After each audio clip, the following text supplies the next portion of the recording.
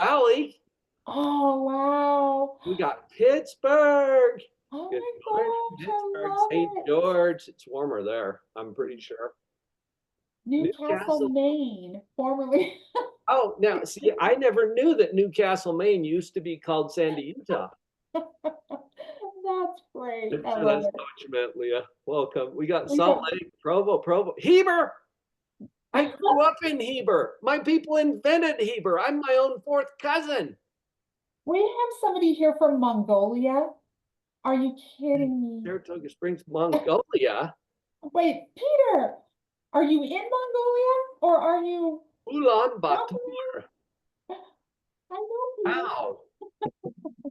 See how much He's fun this just is? I really wish we kidding. always did this. This is Peter just Oh, just teasing us. kidding. Yeah, I was like, wait a minute. Thousands of Mongolia. They don't even have internet there yet, but he's tuned in. I Wow. wouldn't be surprised if you Must went be there though. fun. I saw Cedar Oh, City on there. Hawaii 2 weeks ago. I know, I'm And he jealous. wants to go back. Yeah. Oh, so much fun. Thank you guys. Thank you.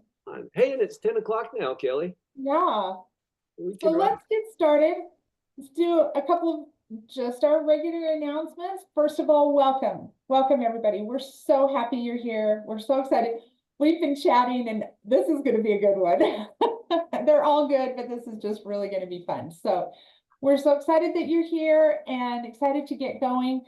Just before we start, our code word for today is actually not a word, it's a phrase. This is a request that the phrase will be Dr. Paul rocks. Okay, and I will put that in the chat so you can write it down and remember. If you lose connection, then and you need to be back in, then email Gabby. Wave, Gabby. So you're going to email her and that phrase, Dr. Paul rocks, okay? And she will let you back in. So also just as a reminder, we've got that evaluation at the end of the training. So check your chat the last 15 minutes and you'll get that evaluation link so that you can get your CEUs. You can just click right on it and fill it out right then, or you can save it somewhere else. Just make sure you get that filled out by the end of day Friday and you'll get your CEUs next week. So I think that's it. I'm trying to keep it really simple. So we just want to introduce our presenter today.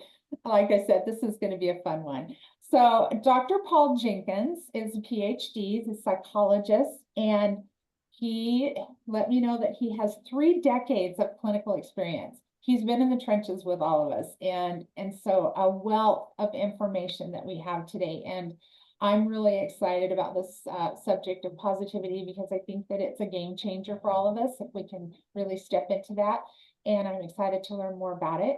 So I'm going to turn the time over to Dr. Paul. Thank you for being here.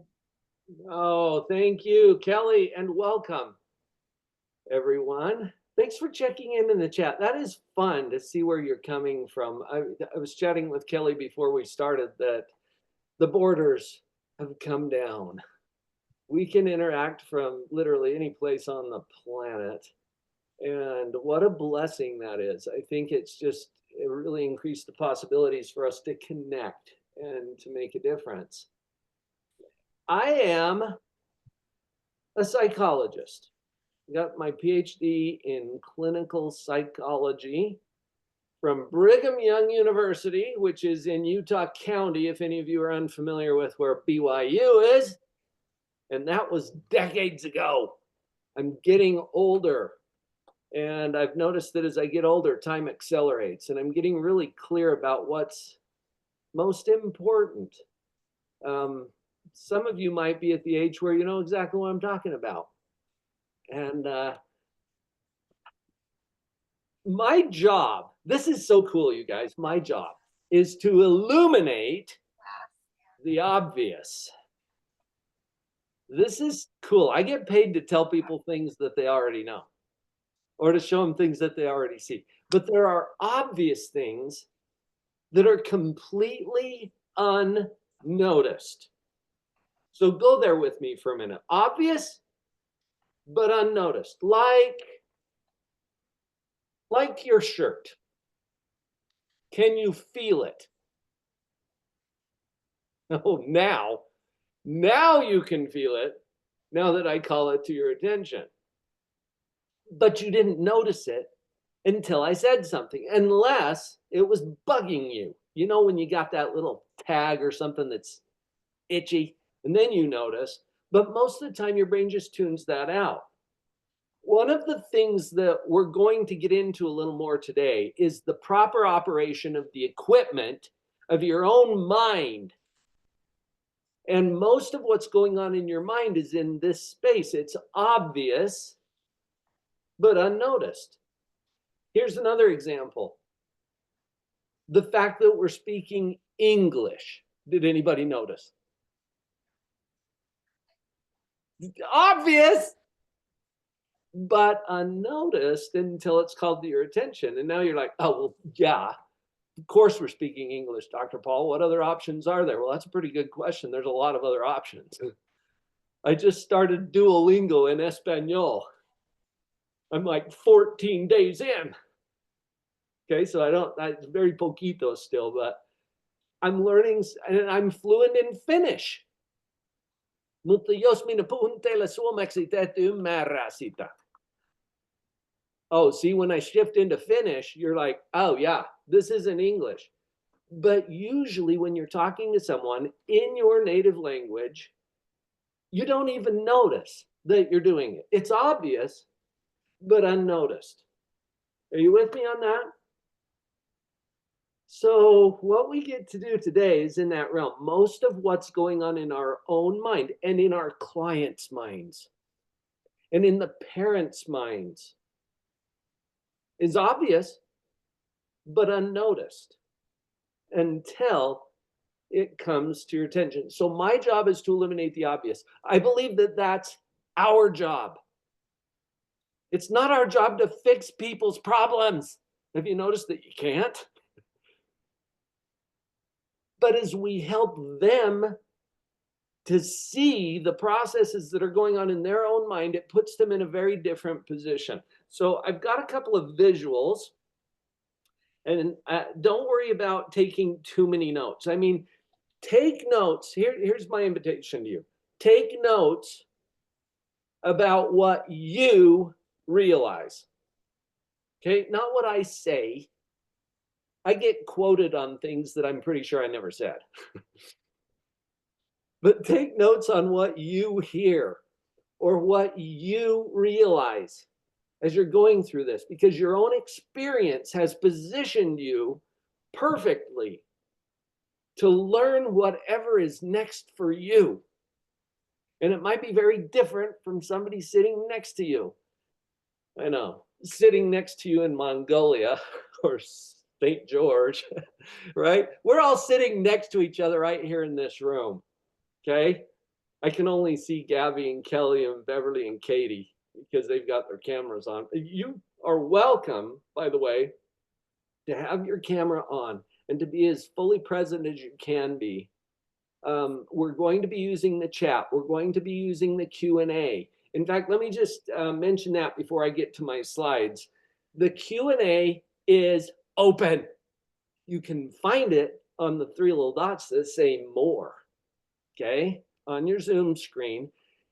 Put your questions as they come up. Put your questions into the Q&A. We're going to be using the chat for some other things. So questions that you really want to have answered, put them in the Q&A. And we'll get to as many of those as we can before we wrap up today. I am working for you, not the other way around. I'm seeing a whiteboard here. Did I? Who's on that anymore? Not me. Let's see. How do we get out of that? There we go. It's gone for me now. I don't know what you're experiencing, but that was just a little trippy for a minute. It is. You're in there for a while and you're like, ah. All right. It's awesome. You have a good time.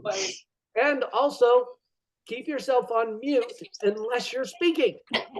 No, yes, I know. Hear a little background noise. And you'll sing it for the rest of your life. There we go. Not to call you out, Sylvia, but I guess I just did. Keep yourself on mute unless you are actually interacting or speaking, and you might have an opportunity to do that.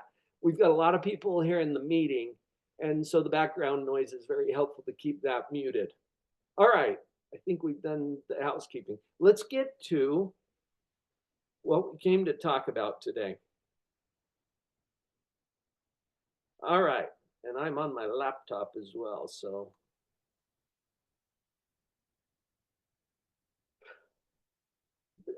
Perhaps a little introduction today would be helpful because you don't know me from Adam. Adam is actually my son, my second son, who's a pilot in the East Coast. I am Dr. Paul Jenkins. I am a clinical psychologist. My specialty is positive parenting and family relationships. At least that has been my primary specialty over the years of my career, now 3 decades plus. I currently spend most of my time in positive psychology. I also train and mentor and certify positivity practitioners. And that includes therapists and counselors and coaches and teachers and administrators, whoever wants to use these positivity models in their work, in their practice. And you can put a pin in that if you want to talk to me about that at some point in the future. But I shared with Kelly before we started here today that about 13 years of my career was in yuck work. And when I say yuck work, what I'm talking about is evaluation work, primarily child custody evaluations for the court. My first professional paper was actually written back in the 80s. Just do the math. Some of you are like, I wasn't around in the 80s. Some of us were, okay? And I did my first professional paper that was submitted for publication on child sex abuse evaluations. So I've been there, done that. I've been in the trenches. I know the lay of the land a little bit. And I share that with you just so that you'll understand I'm not coming from some other industry. Actually, my first major when I went to the university, chemical engineering. All right, now I've come a little ways from there. But in terms of my clinical experience, I wanted you to know that I've been in those trenches.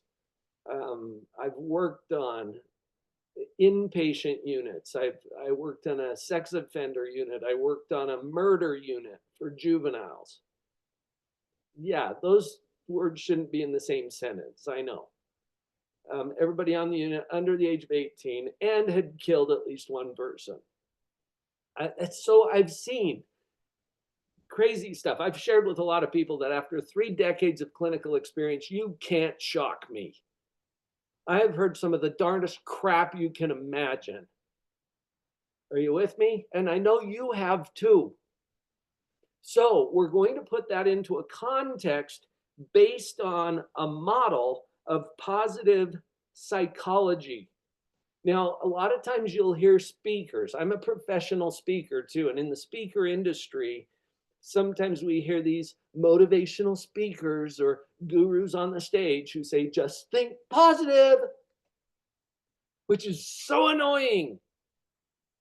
Right? You're with me, Adriana. It's so annoying because they don't even know what they're talking about. And it's this trite, fluffy, just think positive. We're going to get past that today. I want you to have the actual psychological models that drive that whole industry. Okay, you're going to have it today. That's what I came to share with you. So let's go back to the presentation. I have to make sure I click all the right buttons. And when you see it, I know I did. There it is. Okay. So here's where we start. Principles are natural laws. Like gravity. You never get up in the morning and you think, oh, I wonder if gravity's on today. It tends to be, right? I grew up in Heber. Somebody's here from Heber. And gravity was on every stinking morning. As I got out of bed, I had to put on my shoes because gravity happened to be on. And you wouldn't need your shoes if it wasn't. So just notice how consistent that is. What happens if you're standing at the top of a tall cliff and you take a flying leap off of the edge? Are you wondering? Are you guessing? No, you fall, right? For sure or maybe. Yeah, sometimes or every time. You see how gravity is? Now, what happens if you're standing at the top of that same tall cliff and you're thinking to yourself, yeah, gravity, whatever, I don't believe in that crap. And then you jump. Same splat as the believers, right? Gravity doesn't care if you believe in it or not. It doesn't check with you first to make sure that you're down with gravity. It just pulls on you all day, every day. Okay, this is what I mean by principles. They're always on. And what we're talking about today are principles of psychology that are always on.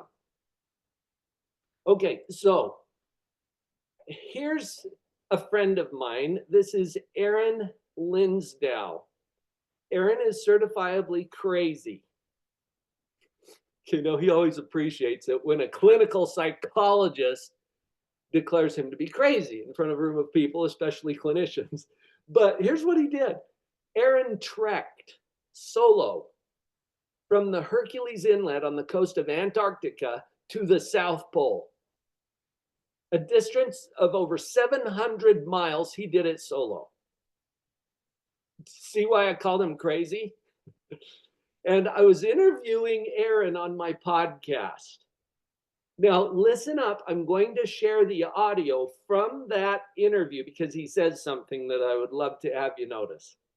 Okay, let's see if the audio is working. And Kelly, you can give me a thumbs up if you hear this. Whoops. Got to go back here. Right there. Through the intensity of that experience, Aaron, what bubbles to the top for you as some of the primary principles, the things that it taught you about yourself or the world or whatever? One of the primary things that it taught me was keeping a positive attitude no matter how bad things got. Hold on. Wait a minute. Positivity? Absolutely. Oh, man, you're getting me excited now. Keeping a positive attitude. Really? Yes. People, I did not prep him for that. Is this true, Aaron? Oh, no, it's absolutely true. Because you know I'm the positivity guy. Yes, isn't that convenient? But this is one reason you're on my show, because I picked that up from you as I was talking to you, that this positive attitude is probably the most important thing. Now, would you say that that is true for practical things all the way down to survival?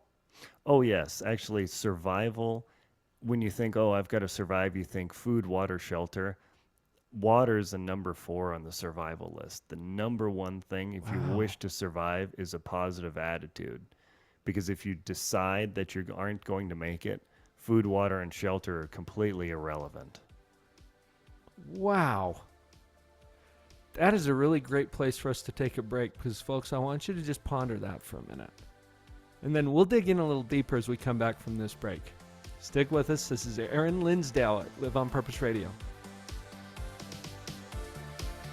Okay. Did you catch that? I saw a few people have their cameras on, having little recognitions as Aaron shared that positive. Water is number 4. Aaron Linsdau is arguably one of the leading survival experts on the planet. You go to his YouTube channel and he teaches you things like how to survive if you're swept under a sheet of ice in a frozen river. This guy knows his stuff, right? Water is number 4. Positivity is number 1. Makes you wonder what 2 and 3 are, doesn't it? And he told me heat and shelter in an Arctic environment. Those are more important than water is.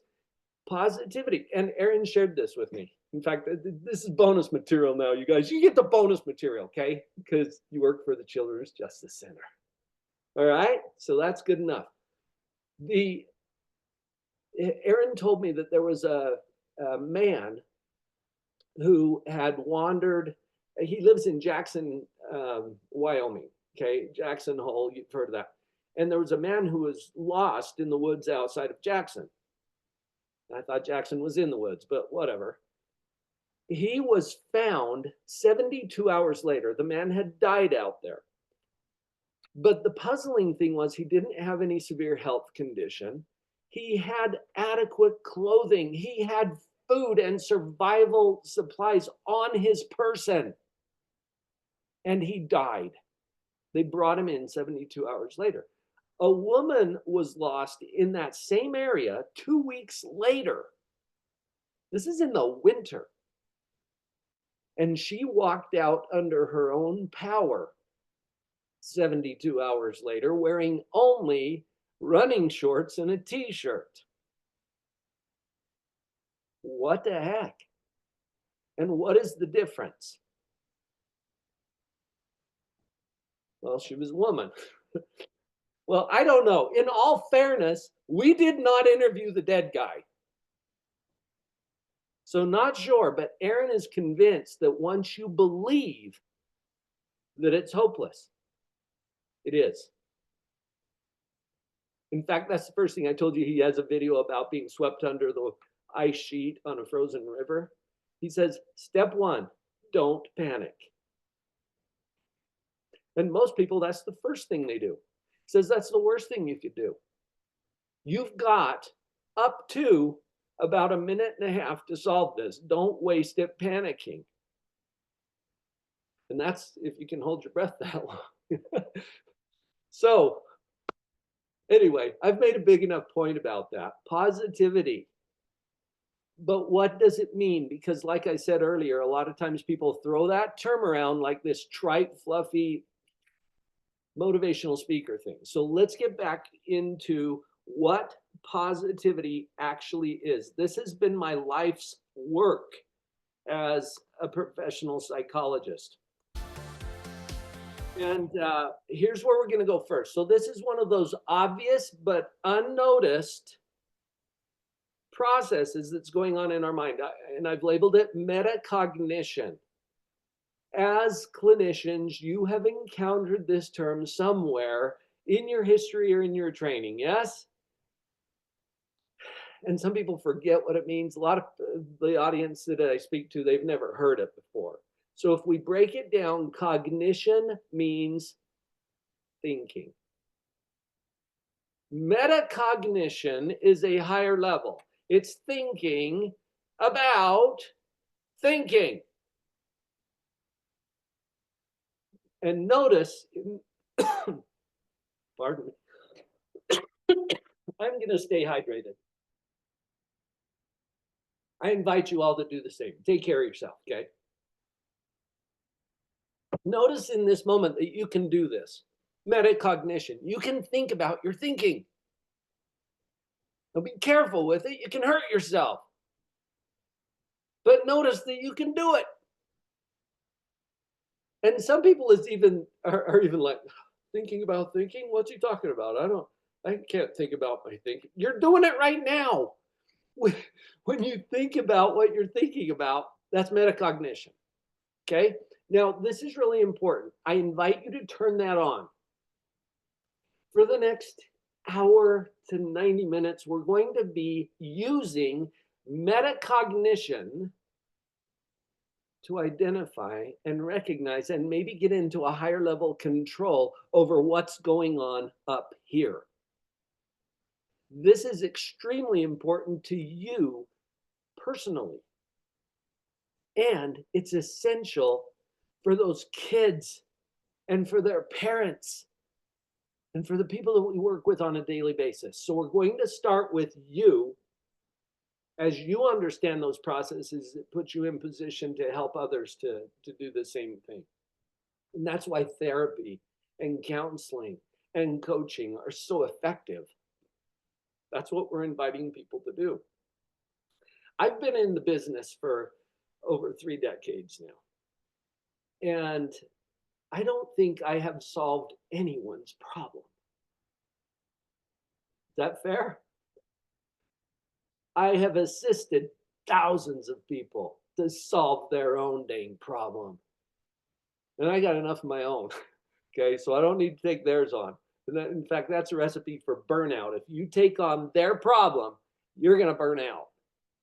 So I learned years ago, I can't do that. I don't want to steal. I use that word intentionally.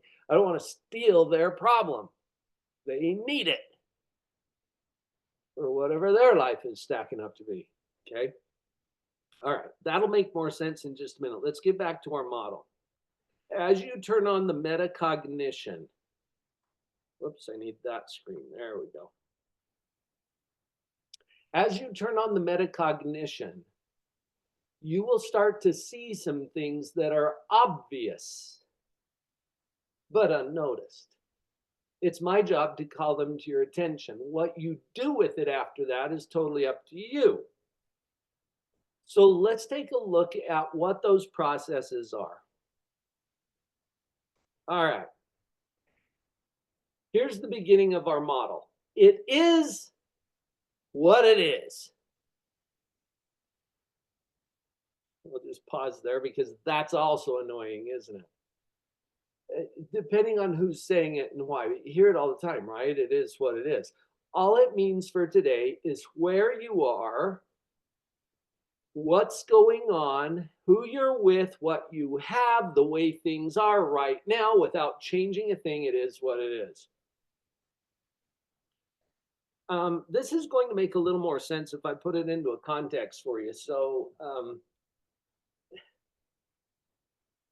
I'll share a personal experience. Actually, this will help to bring it around to where we can sink our teeth into it. A couple of years ago, I was giving a keynote at the Youth Leadership Conference in Orlando, Florida, with the National Speakers Association, and I had an opportunity in that same event to hear Jeannie Robertson speak. Now, if you're not familiar with Jeannie Robertson, she passed away a few years ago. But she immortalized herself on YouTube. You can go look her up. Okay, she is the funniest G-rated, family-friendly comedian on the planet. 6'2", thick Southern accent, and she is a hoot. I am on the front row with Jeannie Robertson, and I'm up maybe a little later in the day. I can't remember. I'm speaking later to this group, and I'm on the front row as I'm listening to one of my heroes. I've known Jeannie for years. And I get a text message. Now, if you know Jeannie, and I did, you do not pull out your phone and start scrolling through texts, especially if you're on the front row with her. She will call you out. You become part of the show. Okay, she's always looking for opportunities to interact with her audience in playful, funny ways because she's a humorist. So I didn't pull out my phone. I left it in my backpack down under my chair, but I got a little notification on my watch. You know, the little short version where it tells you who it's from and you get maybe the first sentence. And I glanced down at my watch, and I took a picture of it so that I could share this with you. Right here on my Fitbit. It's from my sister, Melanie. I wanted you to know that Talon had an accident last night. He was on his annual volunteer first responder TIMP weekend, and I don't have to explain what that is because you guys are familiar with Utah County, and slipped and fell off a 30-foot ...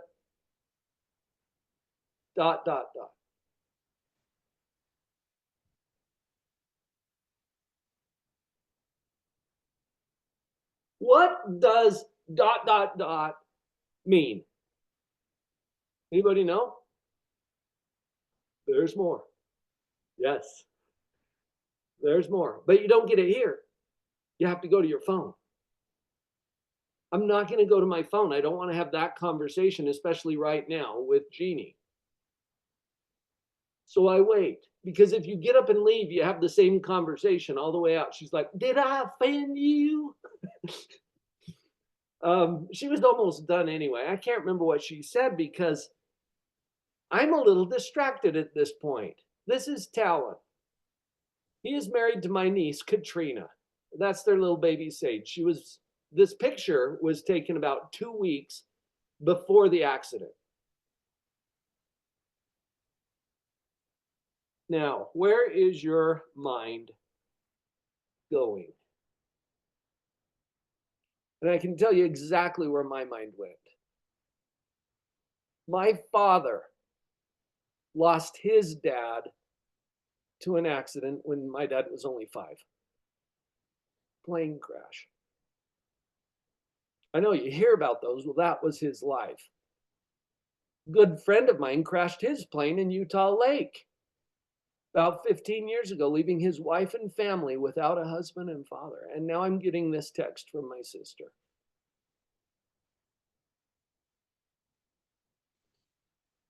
I invite you to notice the feelings and maybe even imagine what I was feeling. But you don't even have to imagine much because you've got that text before, haven't you? I mean, not that exact one, but your version of that. This is our story with my details. So wherever your mind goes with that, what is your version of that text? Is it a diagnosis? Is it a police officer calling? Is it hearing a disclosure? What is it? Because everybody's got it, right? This is our story with my details. Please keep that in mind.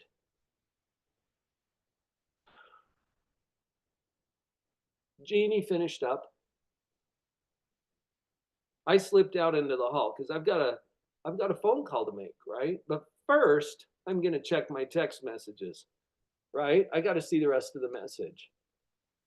So as I slip out into the hall after Jeannie finished up, here's what I saw. I screenshotted this one too for you. Pick up where we left off. 30-foot waterfall and broke both his ankles and seriously injured his knee. They could use your prayers.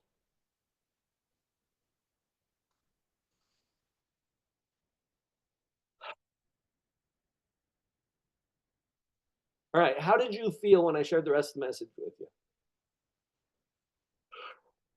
You let out a little breath too, didn't you?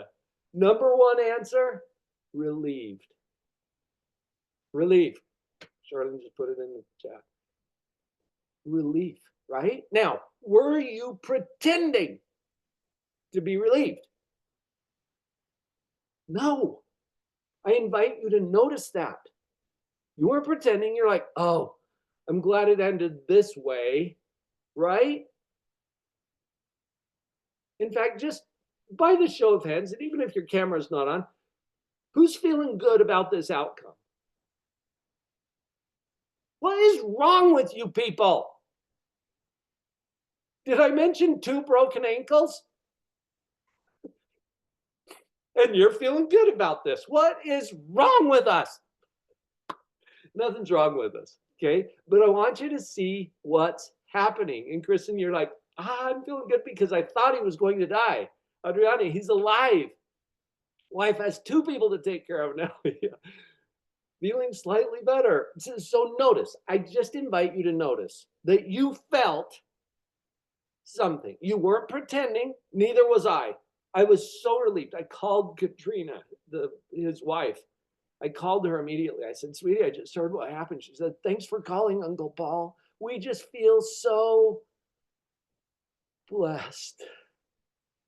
That was the word she used. What the crap? Right? So let's answer that. I'm going back to the model and you're already onto it, okay? These are obvious processes that are always going on in your mind. It's like gravity. You can't turn it off. And what your brain is doing is exactly what it should be doing. It is what it is. And in this story, remember, insert your own what it is. I want you to test this. I don't want you to take my word for anything today. I want you to test it against your own personal and clinical experience. It is what it is. And what it is 2 compound fractures, both ankles. Oh, and a messed up knee. I keep forgetting that part. But 2 broken ankles, okay? What is your brain doing? Do you see the word at the bottom there? Evaluation. You cannot turn this off. Why? Here's one of the basic things that I learned early in my career in psychology. Our brain's job is basically twofold, all right? Primary, job number 1, to keep us safe. It has to. That's what it's designed to do, okay? Job number 2, to prove us right. And both of those get in our way all the time. But notice that our brain is trying to keep us safe. And because of that, it constantly has to be on the lookout, vigilant and aware of potential threats. I invite you to notice that. And anytime it detects a threat, it kicks us into what's called the fight or flight response. You're familiar with that? There's a limbic system response in our brain that triggers chemicals into our bloodstream that allow us to do one of those 2 things, fight or flight. And there's different versions of that. There's also freeze and fawn. But it's a protective response. Our brain's trying to keep us safe. So it has to be evaluating all the time. I invite you right now to notice that you are constantly judging. Aren't you? Yeah, you are. We're a pretty judgy bunch for the most part. I mean, notice how you judge yourself. Pretty harshly sometimes. If I treated you the way you treat you, would we still be friends? So just notice it, that you're judging yourself. You judge your spouse. You judge your kids. You judge your coworkers. You judge your boss. You judge the state, the government, the economy, the weather. You're judging me. It's cool. I'm judging you. You can't turn it off. And it's because your brain's job is to keep you safe. Okay, so we're not going to try to turn that off. We're going to acknowledge that it's happening. Okay? Notice it.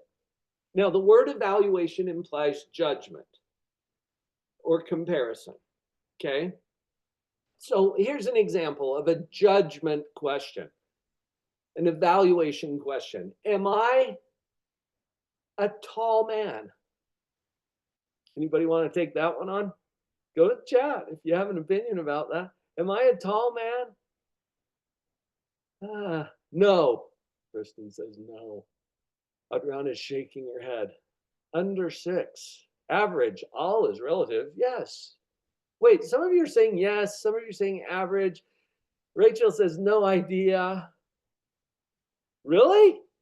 That's a simple question. Am I a tall man? But what are you lacking? You're lacking a comparison, a standard, right? And anytime we evaluate anything, we have to have a standard of comparison, or else it doesn't make any sense. Okay, so it might help if I share a picture of me. Would that help? If you saw a full-length picture of me. Okay, let's pull that up. Where did it go? Here it is. All right. Full-length picture of Dr. Paul. Here we go. I'm the one on the right, just in case you lost track. All right. Now, still, you might not be sure, but some of you may have changed your answer. Here's another standard that you can compare me to. Okay. Aaron says, maybe close to 6. Yeah, close to 6. I'm 6'2". Mark, 7'4". And sadly, we lost him the same year we lost Jeannie Robertson. Mark used to play center for the Utah Jazz, still holds one of the top shot blocking records in the NBA. Big Mark Eaton. What a giant of a man in so many ways. Let me ask the question again. Am I a tall man? Now look what your brain's doing. Okay, here's what I want you to notice. Your answer depends on who or what you compare me to. And Mark noticed my Vibram shoes. Yeah, those 5 fingers are kind of fun. All right, so let's go back to the model, okay? What it is in the story that I shared with you is 2 broken ankles. Can you imagine anything better than that? Go to the chat. What can you imagine that's better than 2 broken ankles? A scratch. Okay. No injuries. Carly, I like yours even better. No broken ankles. Yes. Never happening. It didn't happen. No injury. Being alive. Okay. I love it. 1 broken. Drew. There's always somebody. 1 broken ankle. But even arguably, Drew, 1 broken ankle would be better than 2.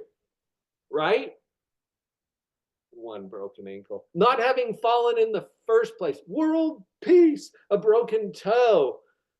Ooh, that's dark, Adriana. But better, right? Okay, so when you think about your thinking, what it is neutral. All right, put a pin in that because we're going to come right back to it when we talk about trauma and abuse. And you might feel to argue with me about this. I'm saying what it is neutral. Meaning it could always be better, right? And we've just brainstormed some things that would have been better. Now, in evaluation mode, when we take what it is and we compare it in our judgment to something better, then how do we feel about what we've got? This sucks. I'm sorry, Kelly, can I say sucks here? Okay. Didn't want to shock you too much. That's about as salty as I get. It really does suck compared to something better. I just invite you to notice that. Okay, now you're probably getting ahead of me and go to the chat. What can you imagine that would be worse than 2 broken ankles? Let's go to the chat. Drew, he's going to put 3 broken ankles. A broken neck. A broken neck. Yeah, that's part of what I was envisioning, actually. Complete paralysis, right?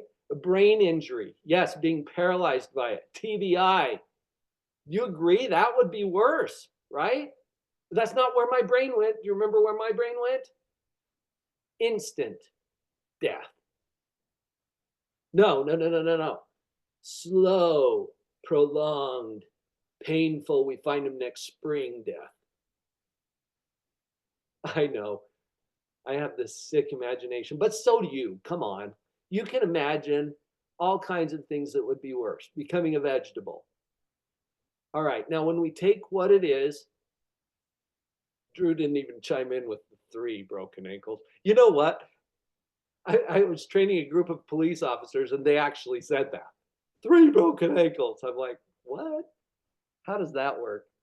When we take what it is, 2 broken ankles, and we compare it to something far worse, like the death of that young father on Timpanogos, then how do we feel about 2 broken ankles? Woohoo! Can I get a woohoo from you guys? Woohoo! And it's not that we're sick and demented necessarily. It's that in comparison, we'll take this, thank you.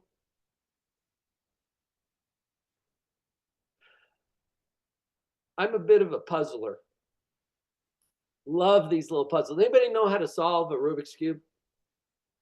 Go to chime in the chat if you know how to solve one of these things.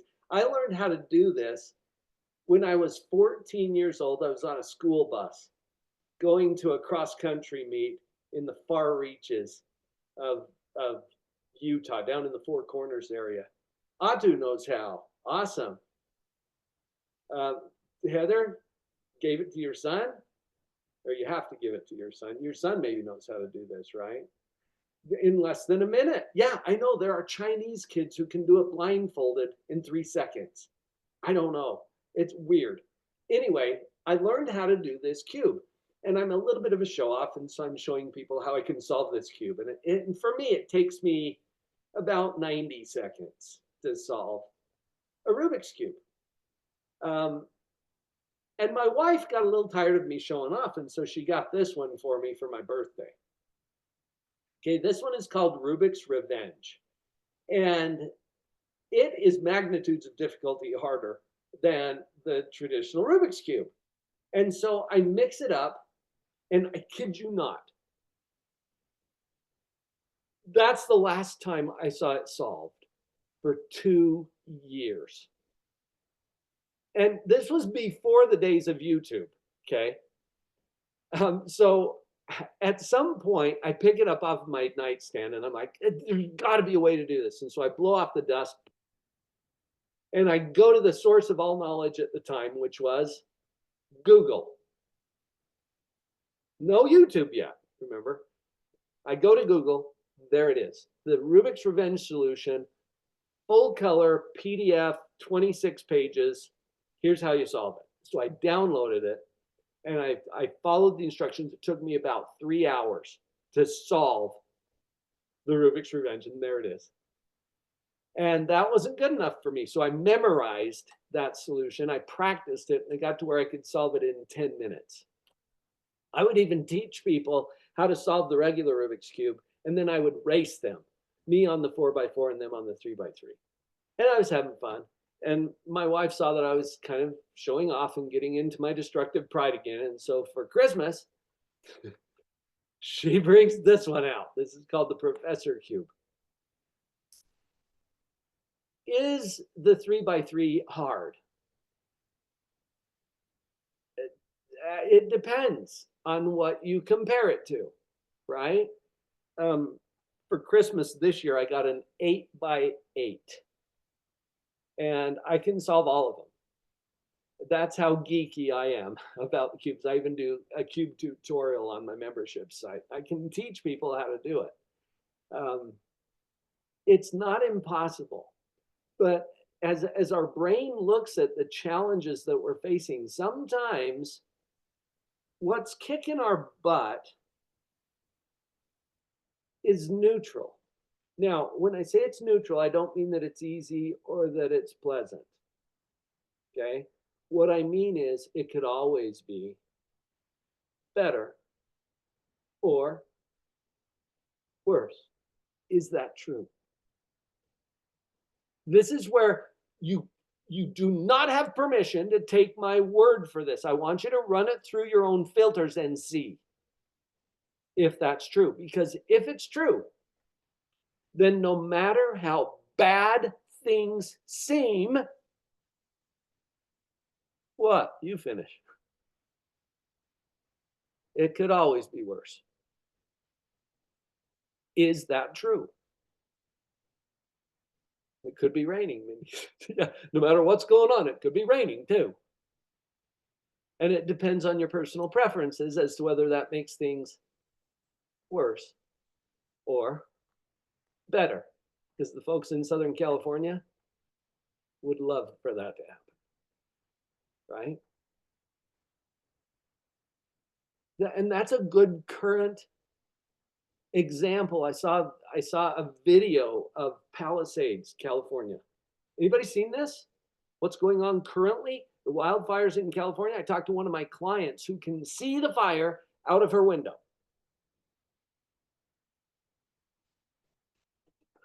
How could it be worse than that? I think at the time that I saw the video, they estimated there were 24 people who had died in that fire. How could it be worse than that? 25 people. Right? One more house, one more life. It could always be worse. What about September 11th, 2001? Anybody remember that day? How could it be worse? One more plane, one more casualty. Folks, it could always be worse. Are we good with that assumption? I want to make sure everybody's on that page. If you want to debate with me, raise your hand and let's go. I told you you can't shock me, right? Now, as we're having this conversation, I invite you to think about the stories that we develop around our circumstances. Okay, and I want to make a distinction between, because circumstances are what it is. It is what it is. Our story about our circumstances is not neutral.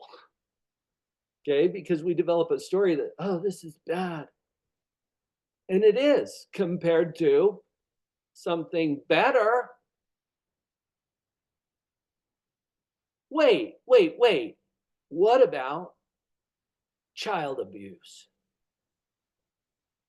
Oh, yeah, Dr. Paul's going to go there today, huh? Yes, we're going there because what do we deal with in Children's Justice Center on a daily basis? Right? Now,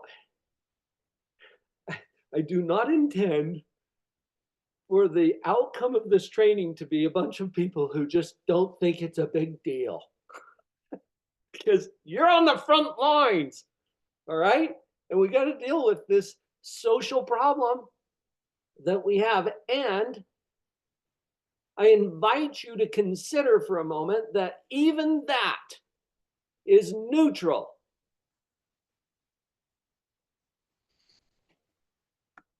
This is where I sometimes get fired. You guys are still here. Okay, cool. You can leave whenever you want to. You just don't get all the credits. Right? We're going to hold that over your head. No, seriously, consider this for a minute. You might look at me and think, oh, yeah, well, what do you know about that, Dr. Paul? I had a cushy life compared to harder ones. Notice that that's always on, okay? And in 30 years of clinical experience, you can't shock me. You can't shock me. I mean, share your best stories. I got some to match. And I'll go head to head with anybody on the stories. Okay? I mean, I've seen it in families: murder, incest, abuse, infidelity, everything that you can possibly imagine. I've seen some version of that in over 30 years of clinical experience. Now, let me share with you another voice, because this voice to me was so compelling at the time that it caused me to rethink a couple of things. Elizabeth Smart is a dear friend of mine. We have collaborated on some really cool projects. And I ran into her last Saturday at Costco. And she is beautiful and vibrant. And her 3 beautiful children were with her there at Costco, and we had a chance to reconnect. I first interviewed Elizabeth years ago on my show, Live on Purpose Radio. I want you to hear her voice as she describes what we're talking about here. Here's Elizabeth. Whoops. There we go. So, Elizabeth, here's the powerful part. Okay. You're okay. Shocking, isn't it? Perhaps. I mean, it goes against some of the traditional thinking, and you and I have talked a little bit about this, that there's an assumption that if this kind of thing happens to you, it messes up or breaks or fractures your life in a way that you can never really recover fully. Have you heard that before? Yes, I've seen it many times. Many times. So, what's the truth of the matter? You said something about choice. What's up with that? Well, it does come down to our choices. And I think I even mentioned this in my book, but one of my favorite movies is Ever After. Basically, it's Cinderella story. Yep, Cinderella story. And there's this point in the movie where the evil stepmother is having Cinderella brush out her long hair, and they're sitting there kind of talking about her father. And the evil stepmother finally says something like, well, we mustn't ever feel sorry for ourselves because no matter how bad things get, they can always get worse. And I know that sounds really kind of cynical, a cynical take on life, but I think that is so true. I mean, there's always a reason to be grateful, and we can make that choice because it can always get worse. Even if it seems so horrendous, so horrific that it couldn't get worse, it still could. Yes. We'll be right back.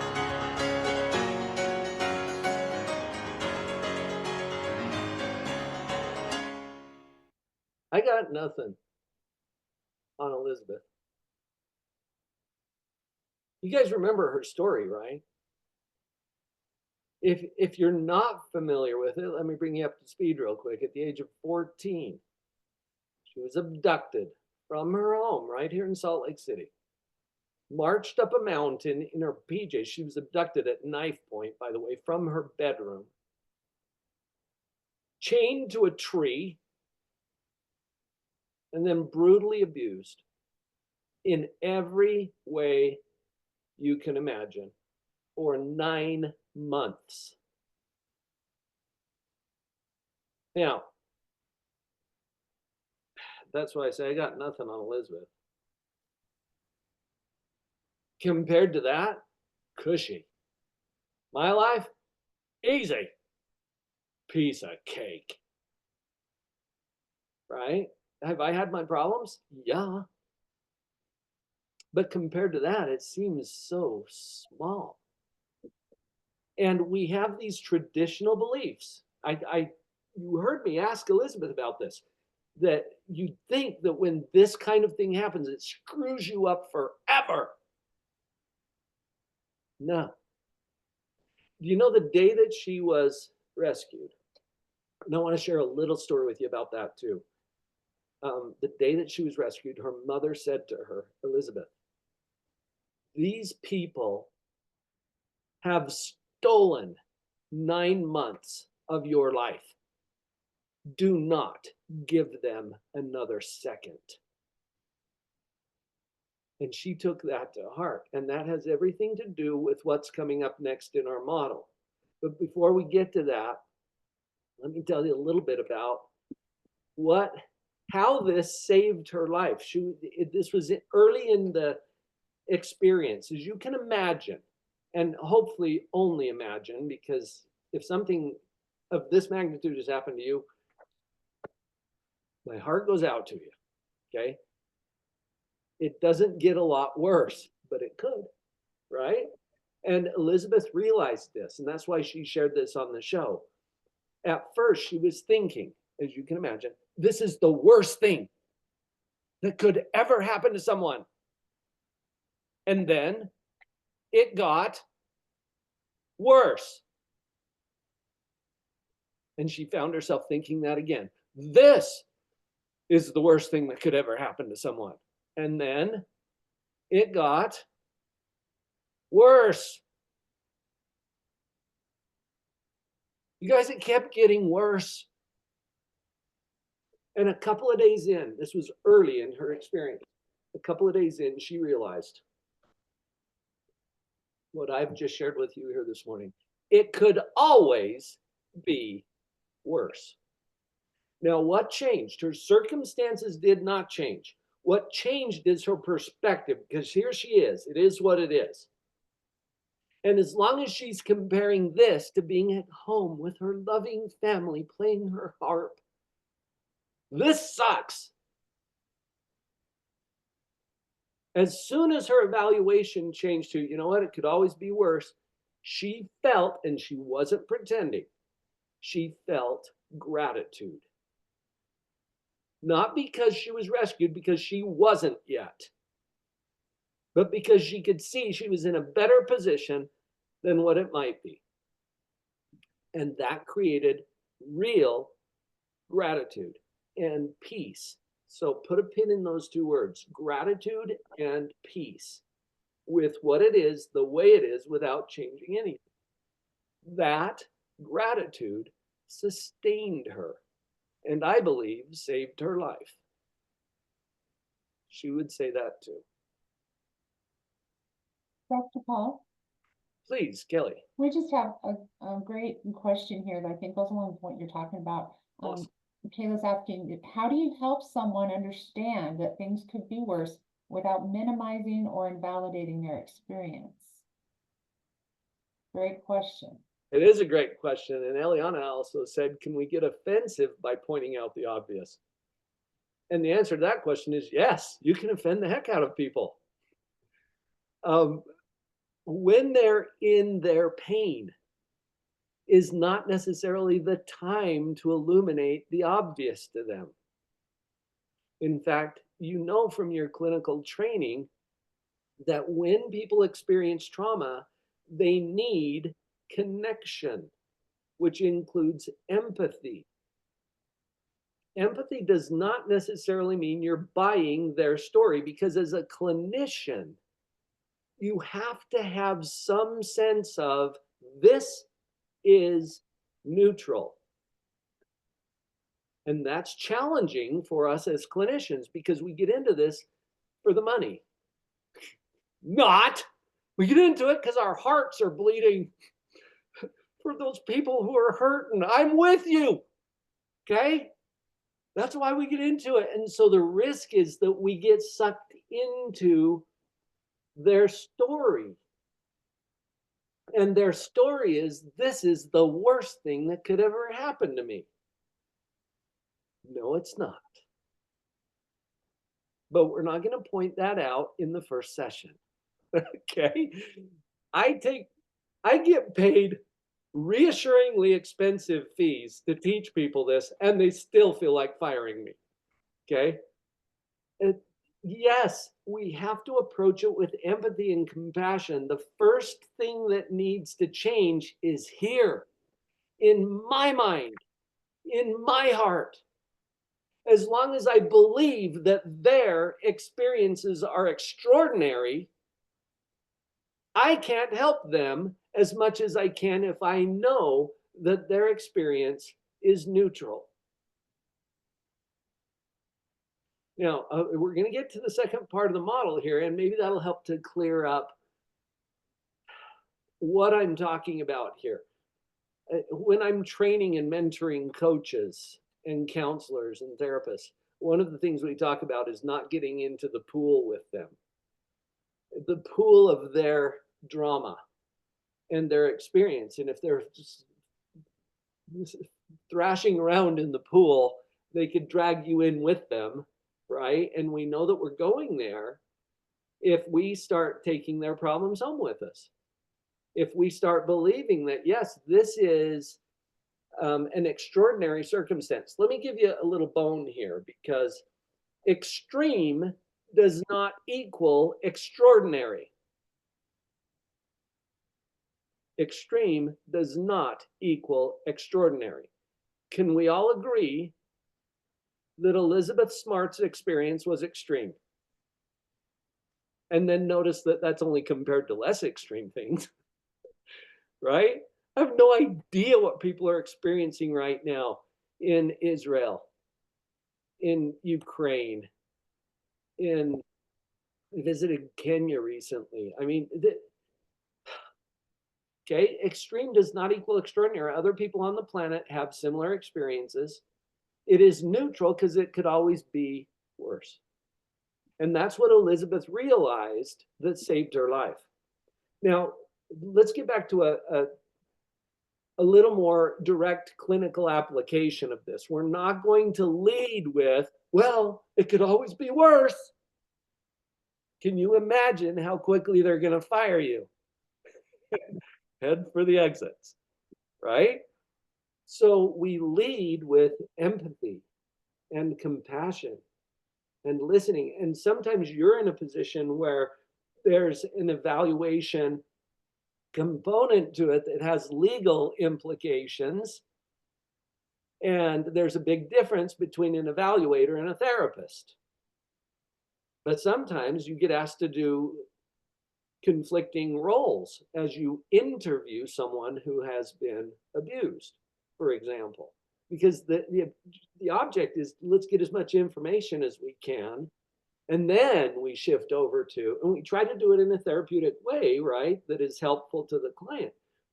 But knowing what your role is, I think our first line of intervention is empathy and connection. But in our own mind, we have to be resolved about, is this extraordinary or is this neutral? And my argument is it's always neutral. If it's neutral for Elizabeth Smart, then it's neutral, right? Okay, now, let's just expand this. And this isn't part of my normal presentation because you are clinicians. So we get to dig a little deeper here today. Trauma. Everybody okay? Even though I said the T word. All right. Who experiences trauma? I think I saw Adriana mouthing everybody. Was that accurate?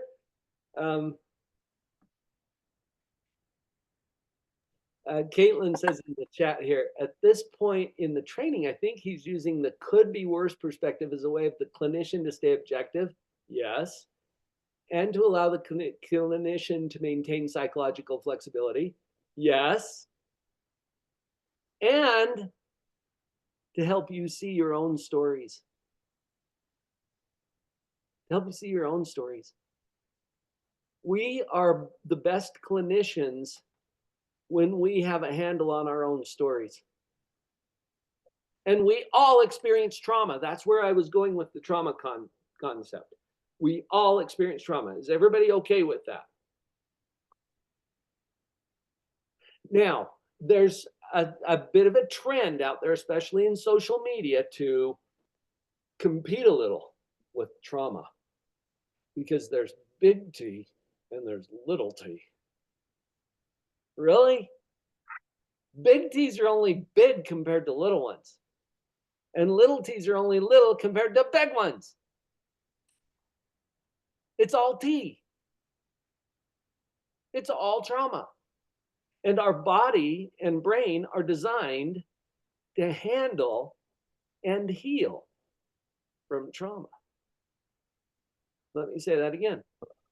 Our bodies and brains are designed to handle and heal from trauma. I asked Elizabeth, I said, you know the remarkable thing? You're okay. And she's like, shocking, isn't it? Had you run into her with me at Costco last week, you would have been struck by the powerful presence of this beautiful woman with her children. That's not in the script for trauma, or is it? When we think that trauma is a bad thing instead of a neutral thing. Now, disclaimer, I am not making an argument for abusing people. That's only one form of trauma. Okay, there are many, many forms of trauma. I'm not making an argument for misbehavior or crime at any level. What I'm saying is that trauma itself is neutral. The form of trauma varies from person to person, but we are designed to deal with, to handle, and heal from trauma. You know this because you've cut your finger before, haven't you? It's trauma. What does your body do? It heals. Huh. Isn't that cool? And sometimes it leaves a scar. And I've even wondered about this. Has anybody ever read The Biology of Belief by Bruce Lipton? It's really heady, so I'll warn you about that, but it's also very compelling as he makes an argument for our connection, even at a cellular level. He's a cellular biologist. And without getting too much into the weeds of what Bruce Lipton talks about, he describes that our cells are designed to heal. They work without our giving them any instruction. They just work to do that. It's what they're designed to do.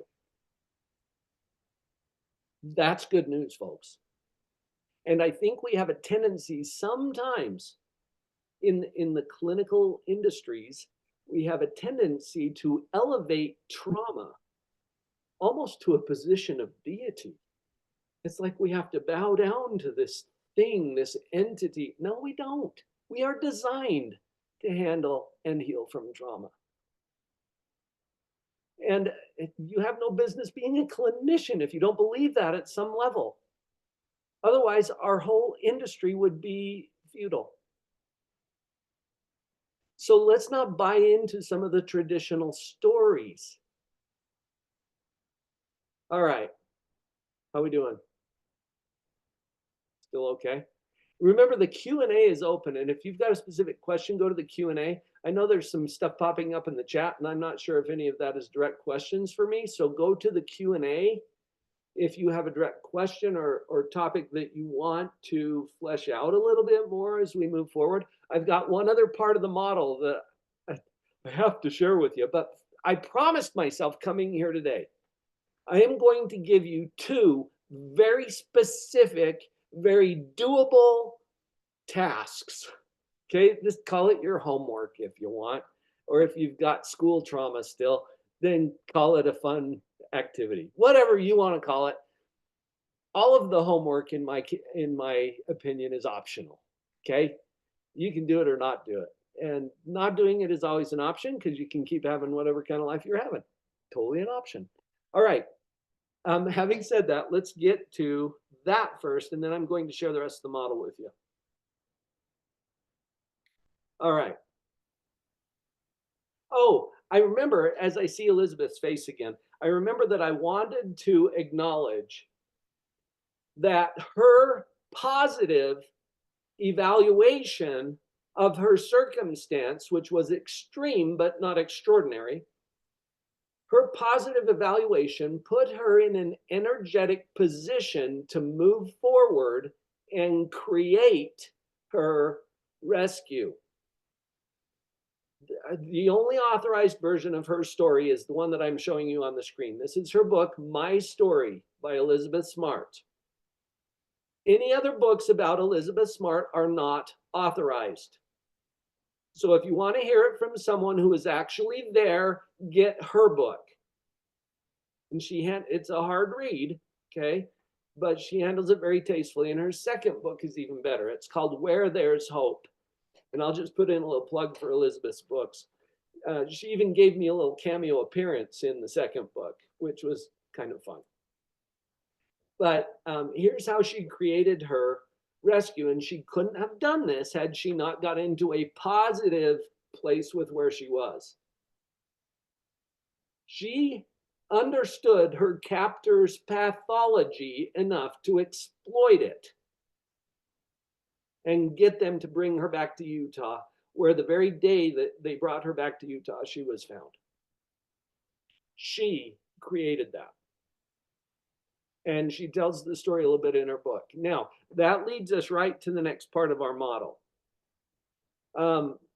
We talked about evaluation of what it is. It is what it is. And what it is neutral. It could always be better. It could always be worse. When we compare, when our standard of comparison to judge what it is something better, we're going to feel worse about what we have. The short version, when we compare what we've got to something that we think would be better, we think what we have sucks. When we compare what we have to something worse, we're pretty happy to stay with this. Energetically, it makes all the difference, because where we're going next is to creation mode. And before we go there, here's your brain hack. So you get 2 brain hacks today, one for evaluation, one for creation. Here's your evaluation brain hack. I call it the gratitude power up. You've probably done this before. Maybe you've had your clients do this before. This is potentially a life-saving exercise, but I want to power it up for you, okay? Gratitude lists, you're familiar, right? You make a list of things that you're sincerely grateful for. Most people, when they do gratitude lists, they wimp out. And what I mean is they do the easy stuff. They're going to their gratitude list and they're like family and health and puppies and rainbows and indoor plumbing. Anybody can be grateful for that stuff. Here's the power up. It's just like if you go to the gym every day, you'd get stronger, right? Well, maybe. What if you go to the gym every day and you pick up a pen off of the reception desk and you do your 5 reps with your right arm and 5 reps with your left arm, and then you put the pen back down and come back tomorrow? How much stronger are you going to get? Not much, right? So that's what people do with gratitude exercise. They list all the things that are easy to be grateful for. Here's the power up, and we're going to invite our mind to go somewhere completely different. Think about something in your life right now, you're what it is, that is kicking your butt, that is painful, difficult, frustrating, annoying. Everybody got something? Because if not, we can get you something. Just buckle up. Something's going to show up, right? Everybody's got something, right? My son calls me out of the blue. Dad, I have cancer. This is my oldest son. This is 2 weeks after my youngest granddaughter was born. He's got 5 of my grandkids living out in Chicago. Dad, I've got cancer. Okay, what is it for you? And cancer, okay? How am I going to be grateful for cancer? I'm not saying be grateful for the hard thing. I'm saying open it up and look inside. I want you to rummage around in there and see what you can find that you are sincerely grateful for. Put that on your list. Okay, and here's the guidelines for the gratitude power up. 25, 5. Write those numbers down somewhere. 25, 5. 5 means 5 days. 25 means 25 items each day for 5 days. You got it? And don't repeat anything on tomorrow's list that was on today's list. At least half. That's 13 if you're doing the math. At least half of your list every day has to be about the hard stuff. The diagnosis, the divorce, the bankruptcy, the injury, the amputation, the paralysis. What is it for you? Okay, because this is our story with my details. Open it up. Now, what is there to be grateful for about cancer? It's a pretty good question. Notice this, as we turn on the metacognition and we think about our thinking, usually it's not a question. It's a statement disguised as a question. What could possibly be good about this? Hear the exclamation point? It's more of a complaint. Turn it back into a question. What could possibly be good about this? What could I be grateful for in this, from this? And you know what I found in that cancer? I found regular, like every 2 weeks, trips to Chicago over the course of a year as my son was receiving his chemotherapy and radiation, to interact with my 5 grandkids and talk to my oldest son in ways that I haven't in over a decade. Am I grateful for that? Bet I am. That is rich. Am I grateful for the cancer? That's harder, okay? But that's where I found it. It was in there. I guarantee you'll find something if you ask your powerful brain to look for it. What about Elizabeth Smart? What could we be grateful for in that? She has funded the liberation of thousands of children who were in sex slavery. She never would have done that had she not been abducted that night. Do you agree? And it's not that she's this cold, uncaring person. It's that she needed that experience as a catalyst for what came next. She wouldn't have written those 2 very inspiring books. I would have never met her. And she's enriched my life. Okay, so what is it for you? I want you to look inside. Who's in? Who's in for the gratitude power up? 25.5. You got it? Okay. And if not, that's fine. It's all, you can keep having whatever kind of life you're having. That's good too. Compared to worse things. You see how this never turns off? All right, let's go to the last part of the model. I want to make sure we get through this and leave whatever. Any other questions, by the way? I'm looking at the Q&A. Is it common for people to unknowingly refuse to heal from trauma? Yes, very common. You see it all the time. Why? Because we develop stories about the trauma. The trauma is neutral. Our stories about them are not. Elizabeth developed a story with the help of her mother. This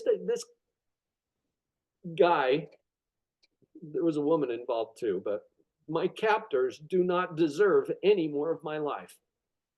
And it kind of annoyed her a little bit that she had to come back and testify at their trial because she had moved on. And I think she did that to serve other people. Really. I mean, you can't make up to her what they did. But she left, she was serving an LDS mission in Paris, France, and had to come home for the trial. But she met her husband while she was there in France, and he didn't know anything about her story, and she thought that was lovely. Now they have these beautiful children together. Anyway, kind of cool. Hopefully that answered your question. Okay, remember the Q&A is open, so if other stuff is coming up for you, put it down. We're going to save enough time to answer whatever's coming up for you. We can talk, okay? I know the language. I'm a clinician, have been. I no longer practice therapy, by the way. I stopped doing that about 15 years ago. I do only positive psychology coaching. Nobody gets a diagnosis. I fired all the insurance companies. There's a difference. I'm not here to talk about all the differences between coaching and therapy, but the underlying principles are exactly the same. What about the death of a loved one? How do we help clients find that it could get worse than that? Death is a really interesting one. And Megan, I would also point you toward a brilliant book called Solve for Happy by the brilliant Mo Gaudat. He's a civil engineer. And when his son, his 21-year-old son died from a medical error, a completely unnecessary death, he had to figure out what the heck, right? And he really went into that in this book, Solve for Happy. Here's the thing we know about death. And spoiler alert, for those of you who haven't been paying attention, nobody gets out of this alive. Are we okay? I didn't shatter anyone's little bubble. Nobody gets out of this alive. Death is not extraordinary. And we are supposed to grieve when those that we love die, not if, when.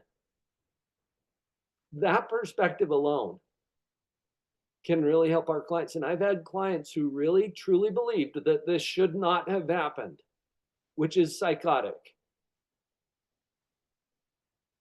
Of course, death is supposed to happen. And I am grateful personally that I don't get to choose when or how my loved ones pass. I'm perfectly good with being surprised by that. Because I would prefer that I could die like my grandfather did, peacefully, in his sleep, not screaming in terror like everybody in his car. That's a bad joke. I'm sorry. Hey, but you'll remember it, won't you? Okay, so the death of a loved one. Now, remember, we lead with empathy and compassion, because how do you feel when you lose a loved one? Not if, when. And it's been helpful for me to help my clients see that they are having a normal reaction to an abnormal event. And I only call it an abnormal event because it's abnormal for them. Right? We understand, and they'll acknowledge that everyone dies. Who dies? Everyone. Right? So we approach it with compassion, help them to see I'm having a normal reaction. I'm supposed to react this way. This is exactly what my brain's supposed to do. And we are designed to deal with and handle and heal from trauma. And that's an inevitable one. Okay, so however you do that with your sweet clinical skills, it's based on that underlying truth. I'm calling it a truth, and I know that that's bold, but I think the truth is that it could always be worse. How would you choose for your loved one to die? It could have been worse, however they died. It could have been worse. And that's not necessarily the conversation you have right up front, but that may come at a different point in the therapeutic relationship. And if it's a family member, you just love them. Just love on them. When people die, you're supposed to give lots of hugs, shed a lot of tears. That's how it's supposed to be. Caitlin asked, thoughts on toxic positivity? Yes, and thank you for mentioning that. My book, here it is, Pathological Positivity.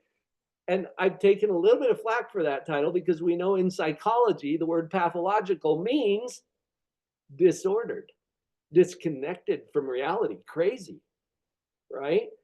I use this word on purpose because it also means compulsively driven, like a pathological liar. You just can't stop. It's a dogged determination to intentionally choose a positive position, regardless of the circumstances. That's the context I'm coming at it. But the term toxic positivity has to do with this misguided notion that positivity is all about ignoring or denying or overlooking the pain, pasting on a smile and pretending that everything's peachy. That is toxic. Positivity includes an acknowledgement of the rich, full spectrum of human emotion, including all of our natural, normal responses to trauma, like when we lose a loved one or when someone abuses us. We're supposed to have certain reactions, and if we pathologize that, we're not serving people. How are you supposed to feel when this happens? Well, kind of like this, because you're a human. And it doesn't mean you're being negative when you experience painful emotions. In fact, pain, and I talk about this in my book, pain is an essential element of our human experience. Pain is inevitable. Misery is optional. Okay? And that's because of the stories we develop around our trauma. So, toxic positivity, we got to stay away from just think positive based on a smile and pretend that everything's okay. That is toxic. Realizing that we have normal reactions to the events of our life, that our brain is doing exactly what it's supposed to do. Helps to bring that out of the pathologized version of what my experience is into, oh yeah, there I am being human again. Hopefully that helps, Caitlin. Those are just a few thoughts on toxic positivity. I actually put up a couple of YouTube videos about that too, if you want to look at that a little more. Charlene is as a positive psychology disciple and working in the oncology space. I'm also a 2-time survivor. Wow, for over 30 years. That is it possible to take the tyranny of positive mindset out of this work? And I'm so honored to hear you speak of it so well. I'm learning a lot today. I'm so grateful that you're learning a lot from this. Yeah, the tyranny, the toxic positivity that's out there, it's actually destructive to deny or avoid unpleasant feelings. And we're supposed to have them for a lot of really great reasons. I was starting to talk about how I bring this up in my book, and I reference a condition called congenital analgesia, which is when children are born without the ability to perceive pain. And they are at high risk for injury and even death because they don't know to not touch the hot stove or to get something out of their eye if it gets in there. These kids are constantly being injured and not knowing it because they don't feel pain. And it's extremely dangerous. We have to feel pain. And it's part of our divine design to feel pain. So yeah, we're getting out of the whole toxic, just based on a smile. That's not what this is about. And I hope that you can see that in some of the examples that I'm saying. The context, the circumstances of our life are neutral. This is one of the underlying principles. They are neutral. That does not mean that they're painless. It does not mean that they're easy. It means it could always be better and it could always be worse by our own judgment. When we see that, we're in position to choose. Let me say that again. When we see that, we're in position to choose. Until we see it as a choice, it's not. And we will roll with it, whatever our programming is. Programming is powerful. And the traditional programming of our society is that pain equals bad. It doesn't. Painful and bad are not the same thing. We have to have our pain. Can I just interject something really fast? Yes, So, please.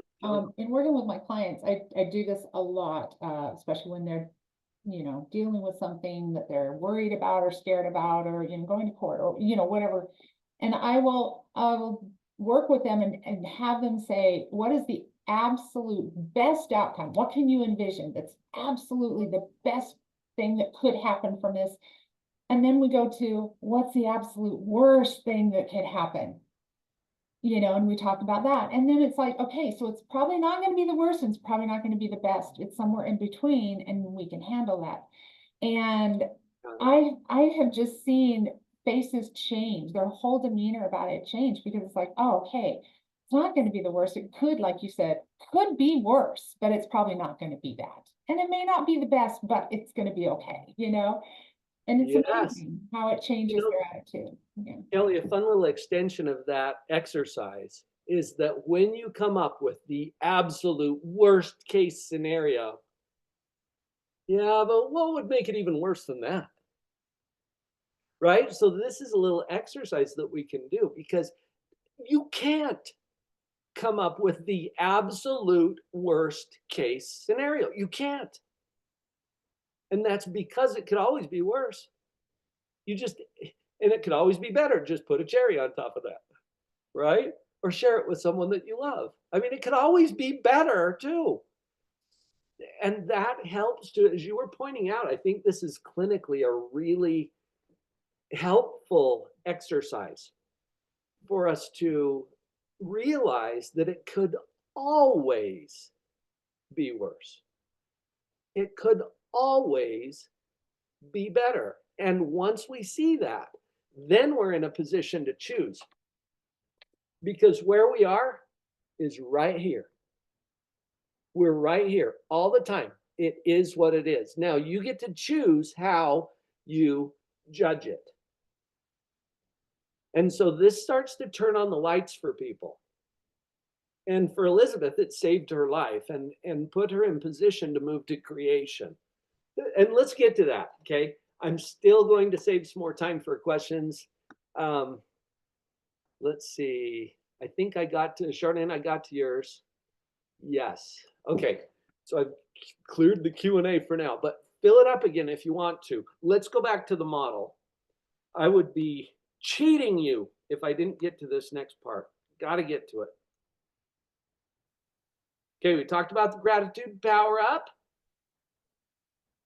That, by the way, saves lives. And that is not hyperbole. I know people whose lives were literally saved because they did this exercise, the gratitude power up 25-5. Make sure half of your list is about the stuff that's kicking your butt.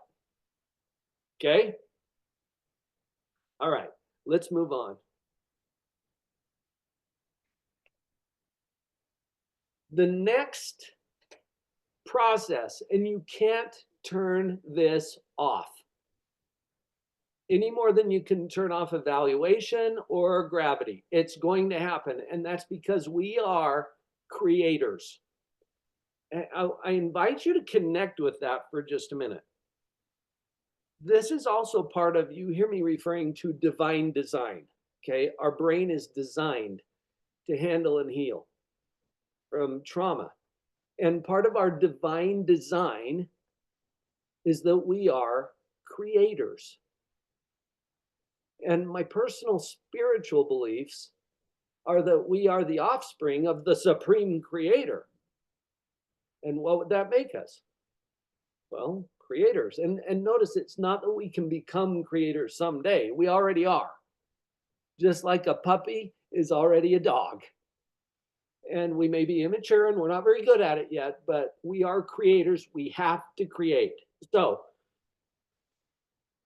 how are we doing on time? We're still okay.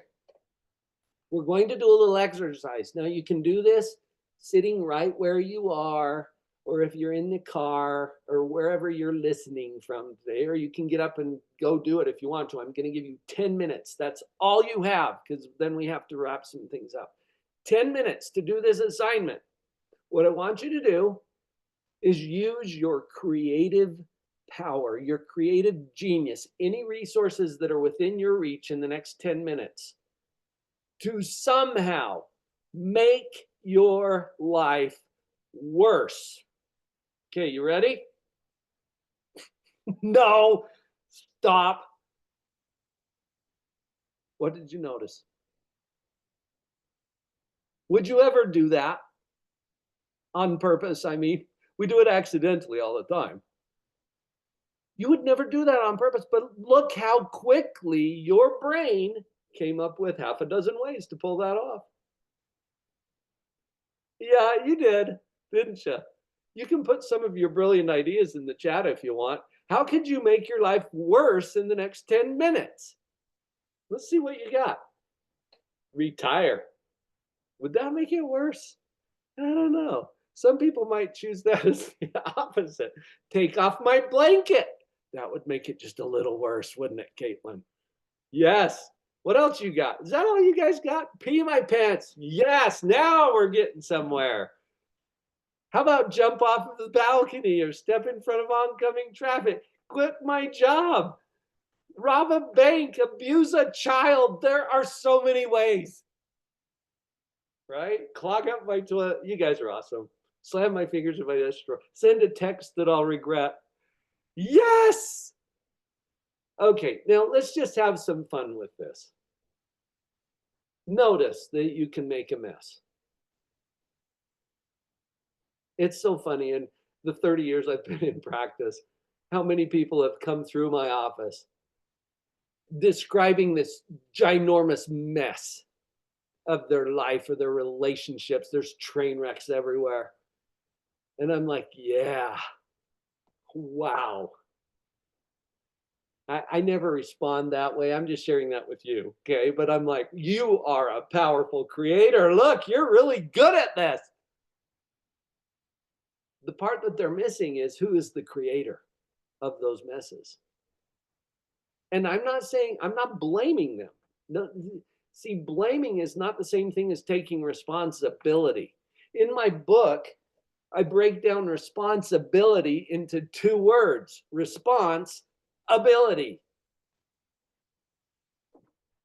Quick example, and I hope I'm not the only one that's done this. You ever been in your car and you're driving along and you get a little lost in your thoughts and you go right past your exit?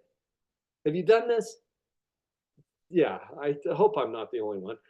I kid you not. I'm going down to see a client in St. George. I'm driving along. I'm listening to a podcast. I love to do that while I'm driving. Got my earbuds in. I'm just listening to the podcast. I knew I had missed my exit when I saw the big colorful sign, Arizona welcomes you. Wait, Arizona? I not only missed my exit, I missed the whole state. And then I look down, and guess whose hands I see on my steering wheel? Now, this bites a little, okay? When we look around, and how often does that happen in life? We look around and we're like, crap, this isn't what I had in mind. I talk about this in chapter 1 of my book. It's called Lightning Strikes. It's when I went through a bankruptcy. Okay, and this happens, right? You look around and you're like, crap, this isn't what I wanted. And you have to swallow hard sometimes to see, oh, my hands are on this steering wheel. Now, notice this is not blaming. We're not blaming ourselves. Blame is a victim mentality. We're taking responsibility because the bad news is also the good news. If my hands are on the wheel, what can I do now? Now, what happens if someone else abuses me? What is the equivalent of looking down and seeing your own hands on the wheel? Because you didn't choose for them to abuse you, right? Who would ever choose that? Elizabeth, did she choose that? No. But I'm here because I drove here. It doesn't mean that I'm at fault. For whatever reasons, here I am in the presence of whoever I'm in the presence of. Okay, I drove here some way or another. And for little children, sometimes their parents are driving, and here they are, okay, of no fault of their own. But getting our hands on the wheel means we're not pointing. I spent 13 years doing child custody evaluations for the court. Bitter, angry, divorcing people who cannot figure out how to share their kids. Guess who they're blaming for all of their problems? And I see a lot of people who have experienced abuse blaming the perpetrator of that abuse for where they are in their life. The trap is, how soon is the ex or the perp going to make everything okay for me? You see the trap?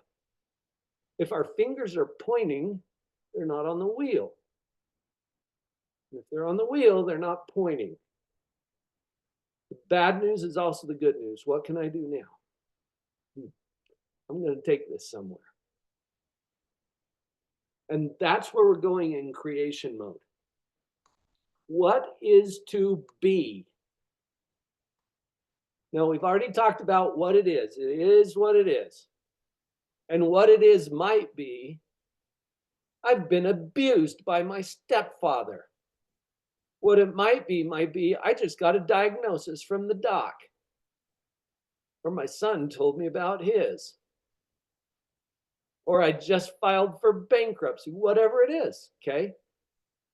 It is what it is. Now, what is to be? That doesn't exist yet. We haven't created it yet. So the only place it really exists is in our mind, in our imagination. Check it out. How are you doing next week? can put your answers in the chat if you got an answer to that one. How you doing next week? Well, some of you are smiling and you're thinking, I'm doing pretty good. You think, you guess, you hope, you don't know, do you? Now you can decide in advance to evaluate whatever happens as being perfect for you. That's one of the strategies that we can teach people clinically. But you don't know. So all you can do is imagine what happens. Look at the emotional implication here, okay? What emotion do we experience when we imagine or predict or expect that what's coming is even worse than what we already have? How do we feel? This, my friends, is anxiety. Okay, there's 30 years of clinical experience in a nutshell. Anxiety is when we imagine or predict or expect worse things to come. And it triggers a fight or flight reaction in our limbic system. How do we feel when we imagine or predict or expect that what's coming is even better than what we've already got? Can I get a woohoo? We don't know. And since we don't know, what happens if we take a position on choice or by choice that serves us well? Energy precedes outcome. Here's your second brain hack. Okay, I already gave you 25-5, the gratitude power up. Here's your second one. It's called BB-8. And some of you might recognize this little droid from Star Wars by the same name, BB-8. It's just to help you remember the hack. How certain are you? Look at the clock. Right now in Utah, it's 11:45 a.m. How certain are you that 8 o'clock is coming? Pretty darn? Okay, yeah, it tends to show up twice a day, right? How sure are you that you'll be around for 8 o'clock? It's funny that people hedge on this one. You've made it to every 8 o'clock your whole life so far. So chances are pretty good, right? There's only two options. I used to think there were three. I used to think maybe things could be exactly the same at 8 o'clock. I no longer believe that. At the very least, you're going to be 8 hours older than you are right now. You might be more hungry, more tired. I don't know. Things are going to be different. Do you agree? And by your own evaluation, which you can't turn off, things therefore have to be either better or worse than they are right now by your own judgment. Do you agree? So if that's true, here's the hack. BB-8 stands for better by 8. Ask your powerful mind right now, and I would love to see some of your ideas in the chat. What could you do between now and 8 o'clock? And I'm not talking next week, next month, next year. I'm talking 8 o'clock to make some aspect of your life better by 8. It could be your health. It could be your finances, your relationships, whatever it is. Go to the chat. Retire. That one came up again. Yeah. Prep my protein. Yes. Love it. What else? What do you got, you guys? Play Minecraft with my kiddo. Love it. Make a plan. Wash my sheets. Make my bed with the new blankets that I bought. Ooh, nice. Go for a walk. Sleep early. Be present. Mindfulness. Fix my grandson. Interesting. Take a good nap. Journal from future self. Give a son a foot rub. Oh, you were rocking it, people. Lose 30 pounds by 8. Come on. Rachel, the only way to do that is through amputation. Let's see. Oh, that wasn't Rachel. That was Karen. Spend 10 minutes super present. Play with my kids. Drink a nice cup of tea. I'm not going to get to all of them. You guys get it. If you will do better by 8 for the same 5 days that you're doing the gratitude power up, you get to have 10 upgrades. 10. Because there's 2 8 o'clocks every day for those of you who don't get up early. How cool is that? Little warning, And then we're going to shift gears here. What we do in evaluation mode matters because that creates the energy that we take to creation mode. Think about it when you're having that day and it's like, I hate my work, I hate my boss, I hate my clients, and it's raining or whatever. And then you go home and yell at the spouse and kick the dog. You're making it worse. As opposed to coming from a place of profound gratitude for the rich, abundant life that you already have, even Back in. Let me see if I can get this link and then I don't have to worry about this. if you've been abducted. That creates an energy that not only will sustain you, but you get to take that to the creation game and go create your own rescue. How cool is that? All right, you guys. Here's the whole model. You don't have to scramble to write it down. I'm going to give you a copy of this if you'd like it. Just consider for a minute and go to the chat if you feel to share. Was this helpful? Did you get something helpful from this today?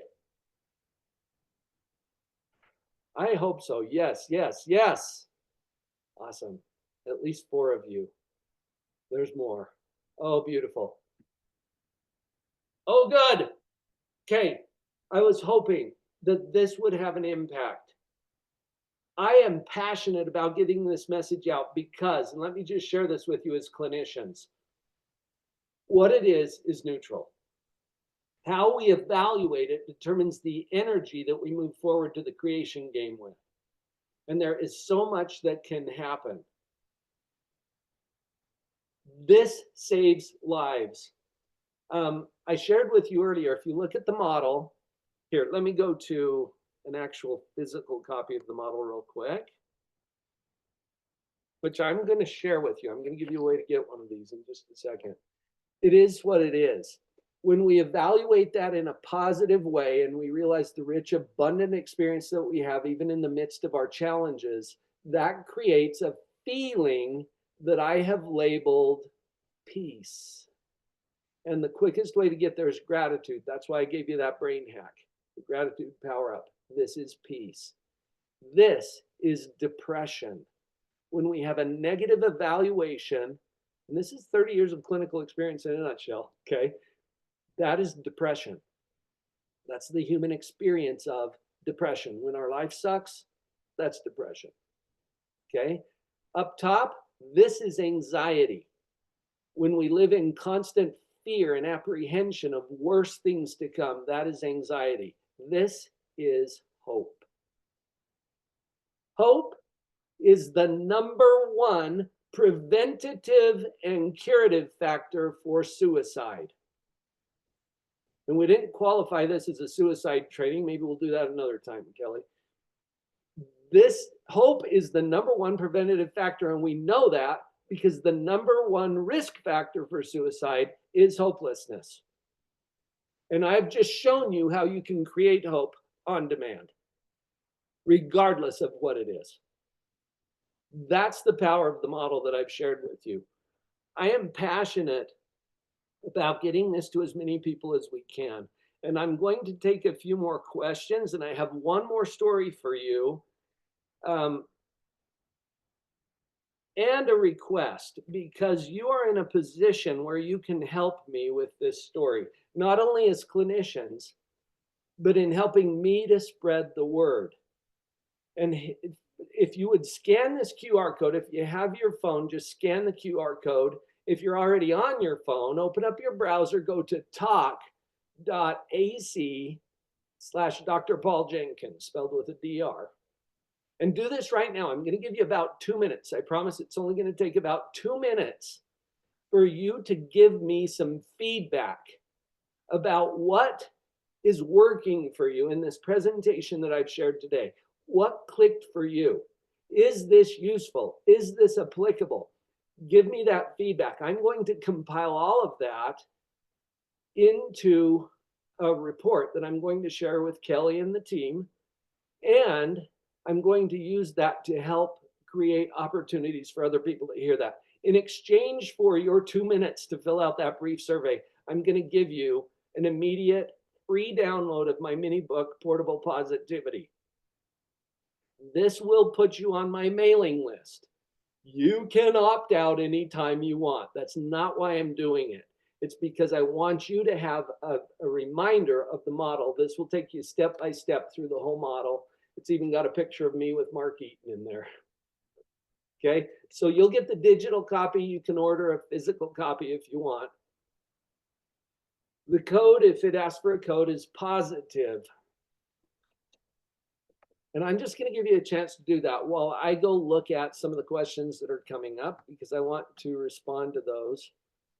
Thank you, by the way. Thank you so much for taking a moment to share this with me, because that puts me in a better position to get the word out to other people. I can go out there all day and say, hey, this is powerful. And people are like, yeah, it's yours. Of course you think that. But if you think it's powerful, that's going to sound different coming from you. So thank you in advance for doing that.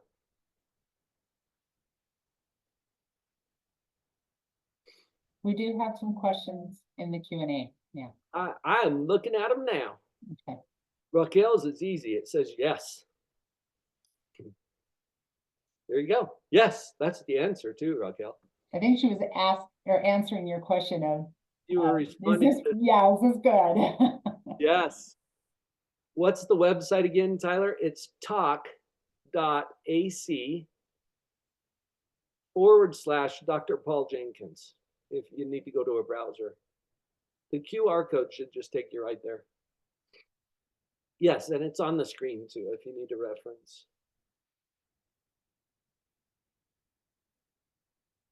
By the way, and I shared this with Kelly as we were getting started, but I recently had an opportunity to do 4 programs for educators in Poland.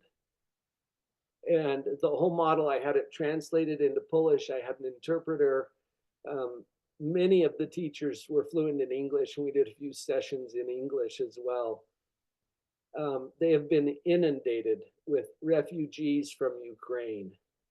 And just to spend that time with them and see how these principles have elevated their ability to not only handle, but to heal from traumas. I get more examples all the time, and your input helps. So thank you so much for taking a moment to do that. I'm going to go ahead and move into the Q&A. Continue with the survey if you need to for just a minute, and then I've got one more story for you. Dean asks, how does this help with dealing with triggers? An event takes me to a flashback experience or overwhelming emotions. The model helps you to understand what your brain is doing with it. And you'll notice when you have a trigger or a flashback that your brain is creating a story about that event, that it was extraordinary, or it was really bad, or I was unsafe. And it's not wrong, but as you go to the metacognitive level and you look at what your brain's doing with it, you can see, oh, here's what my brain is doing with that experience. And past experiences are gone. They no longer exist. They're in the past.